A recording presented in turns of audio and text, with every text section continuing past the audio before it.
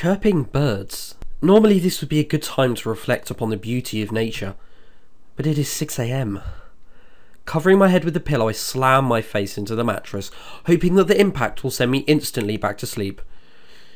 I'm not entirely sure that's how you send yourself back to sleep. That's kind of how you knock yourself out, isn't it?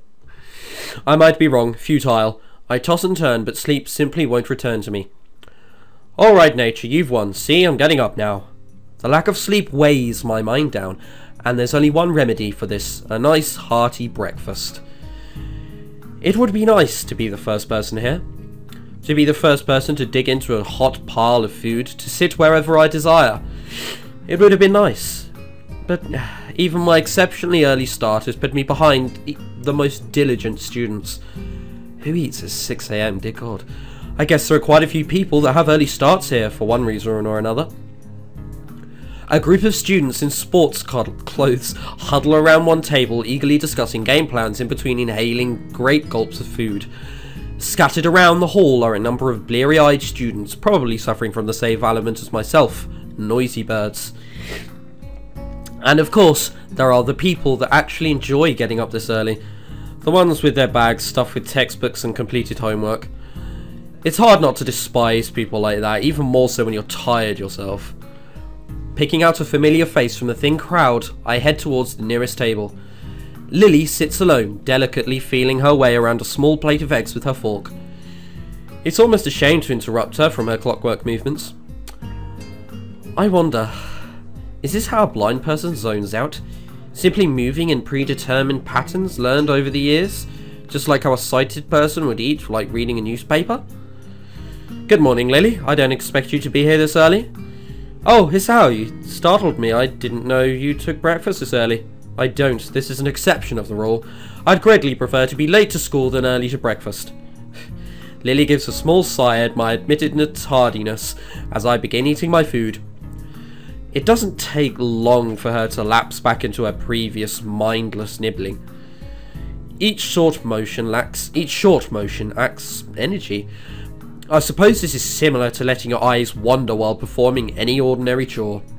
But after a few repetitions of the find food, eat food cycle, Lily puts down her fork and dabs her lips with a napkin.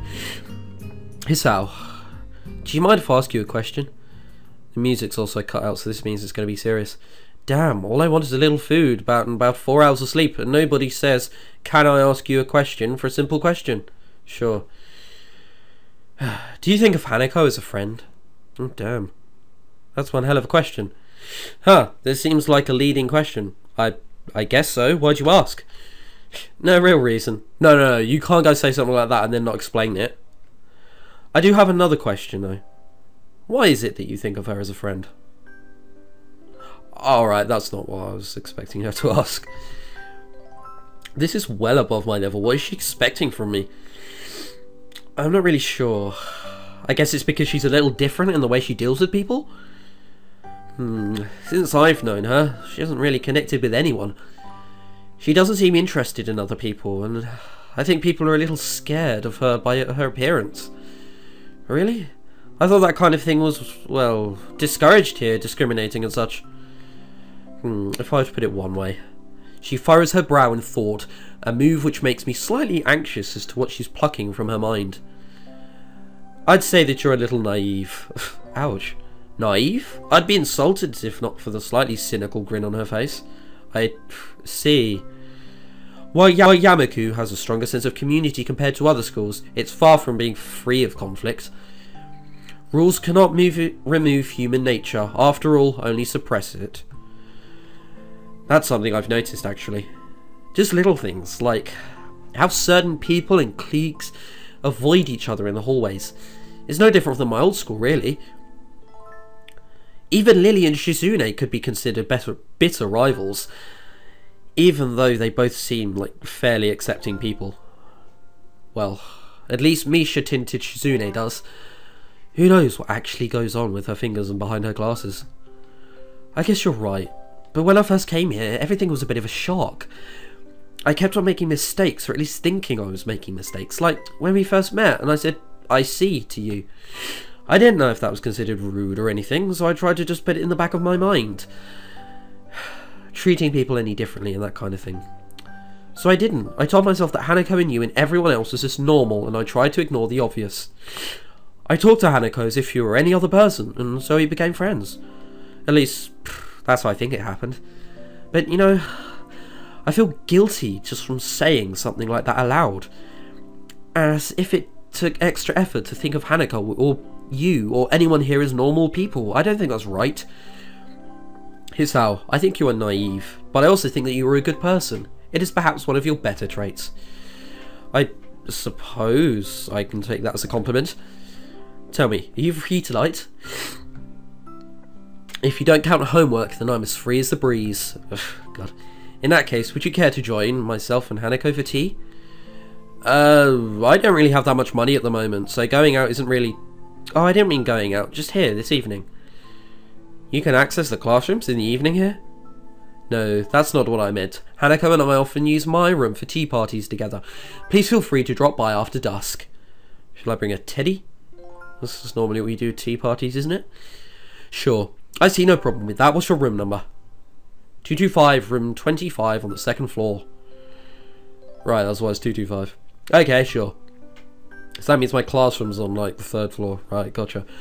Well then, I'd best be off. I have class representative duties to attend to, after all. Until this evening, Hisao. Yeah, catch you later. Hang on. Was I just invited to a girls' room after hours? Is that even allowed? There is the curfew here, but I've never heard any rules about visitors in the dorm rooms. Even still, this is enough to get my sleep-deprived brain jump-started. Add that to a lukewarm breakfast and you have one hell of a pick-me-up. I grudgingly go to class, still excited at the prospect of breaking the rules. I feel a little like a kid planning to sneak out of his window at night. Does anyone even do that? I mean, I thought it was something like in the movies and whatnot. Maybe that's just going a little too far, but when you compare an invitation to a party to 6 or so hours of lectures, I know which one wins.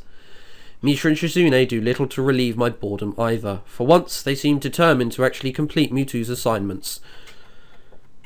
That is a shock. Nevertheless, the day eventually winds to a close. I hurry back to my room to wash up and comb my hair. Thankfully, I don't run into Kenji. Ouch. Before long, I am leaving the boys' dorm. I nervously rap on the door, mark 225, checking my watch once again. Is that you, Hisao? The door is open. You can come in. Lily's voice lilts through the door and soothes my nerves. This is the first time I've been invited to a girl's room after dark. Speak for yourself. Even though I know there is no ulterior motive behind this invitation, it doesn't stop my mind running wild with possibilities. One guy, 2 girls in a dorm room with a tea set. You know, it was going alright until you said the tea set. It suddenly became far less raunchy. When I put it like that, it sounds a little dodgy. Giving a small sigh to steady myself, I gingerly put my hand on the handle and open the door, craning my head to see inside. Oh damn, they're actually in clothing. I'm not sure why I'm surprised. I just thought everyone here kind of walked around their school uniform all the time. The door opens and I catch my first glimpse of Lily's room. Her furniture looks almost antique, but the bare walls and flat surfaces are barely decorated at all. In the centre of the room sits a low table, where I see a small tea set at rest. It seems that everything in this room has its place, possibly excepting the several piles of books stacked against the wall. My sense of vision isn't the only one to be stimulated. The faint smell of something can be picked up on the air.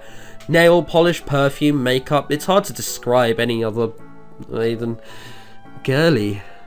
My eyes finish their quick sweep of the room, before returning to position onto the girls.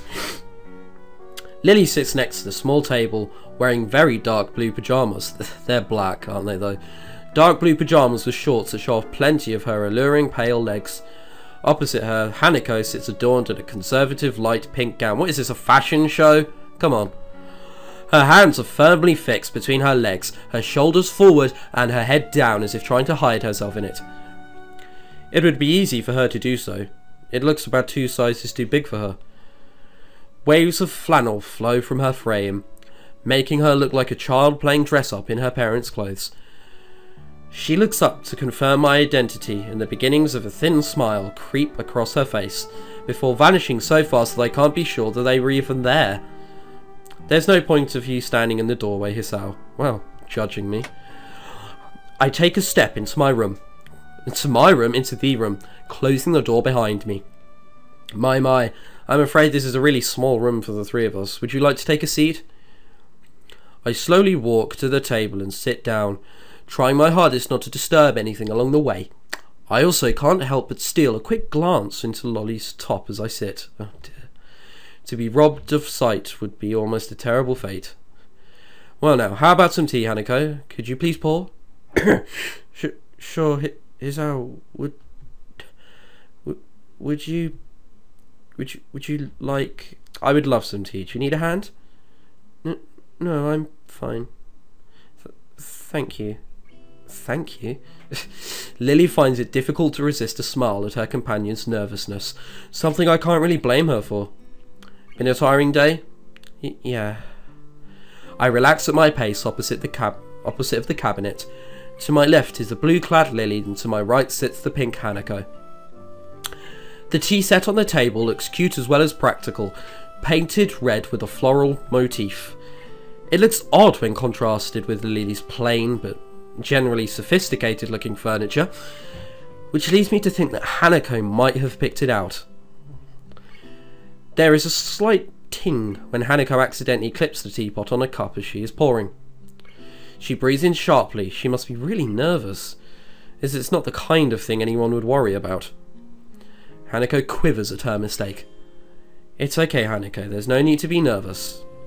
Hanako seems to find some confidence in Lily's reassuring, soft-spoken words and deftly pours to the next two cups. Here you are, Hisao. Lily? Hanako carefully places a cup and saucer in front of Lily and myself. I could get used to service like this. Thank you, Hanako. Yeah, thanks.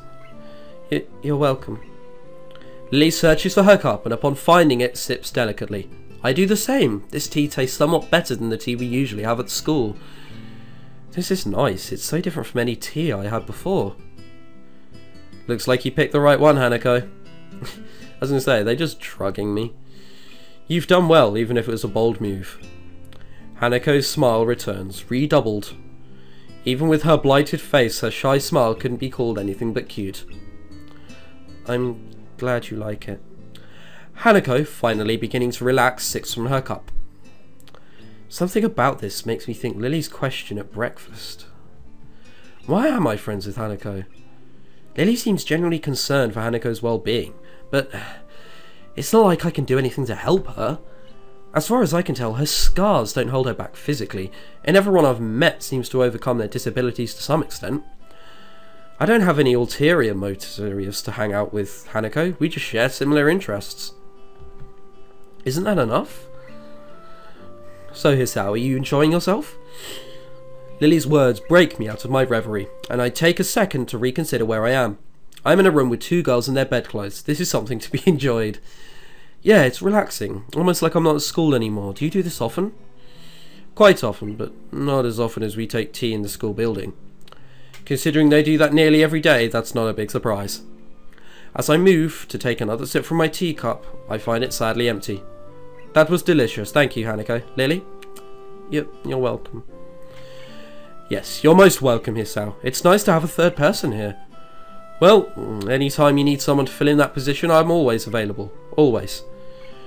One must be sure to get one's point across in these circumstances. Lily lets loose a yawn while she unsuccessfully hides it with her hand. Pardon me, I think I'm a little tired. I think we're all a little tired. My, how astute we are tonight, Hanako. We really should head to bed. We all have class tomorrow. Yeah, I should go. Thank you for your presence, Hisao. Thanks. You'll come again? Not even a whole army could stop me. I'm impressed by your determination, Hisao. Either way, you're right. We'd best be going. I stand up and make for the door. Hanako gingerly stands up behind me. I stop and face her. Are you coming with me? Hanako instantly blossoms into full blush. No, not this room isn't... It's okay, I was only joking. Oh, okay, good night. Good night, Hanako, good night, Hisao. Night all. And with that, our tea party finishes. I'm still not sure what it is that Lily wants me to do for Hanako, but I don't want to let her down. I wait until the door has closed behind before turning to Hanako. Hey Hanako, you know, you don't have to be nervous around me or anything. I mean, we're friends, right? Right, we're friends. If you ever want to hang out or anything, just let me know. We still have to have that chess rematch, remember? Sure. But I don't think you'll win. Oh wow, cocky talk. It wouldn't be fun if it was easy. Hanako seems to give a muted laugh, but she could have easily just been exhaling. Exhaling? Good night, Hisao. And with that, Hanako quickly retreats into her room, located next to Lily's. I start to walk back to my dorm, but the simple act of walking seems to drain me of my energy.